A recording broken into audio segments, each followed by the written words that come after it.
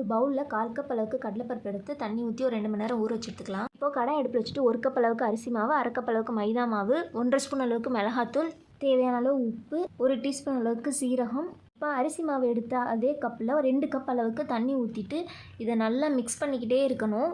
கெட்டி இல்லாமல் நல்லா அந்த மாதிரி மிக்ஸ் பண்ணிகிட்டே இருங்க கையெடுக்காமல். இப்போ மாவு கொஞ்சம் கெட்டியாகி இந்த மாதிரி வந்ததுக்கப்புறமா அடுப்பு ஆஃப் பண்ணிக்கலாம்.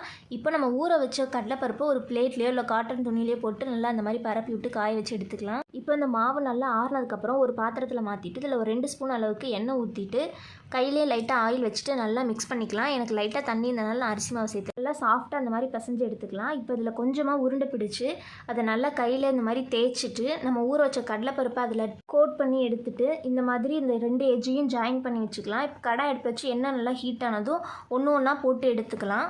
அவ்வளோதாங்க, ரொம்ப சிம்பிளாக மொறு மொறுன்னு அச்சு இல்லாமல் முறுக்கு ரெடி. நீங்களும் ட்ரை பண்ணி பாருங்கள்.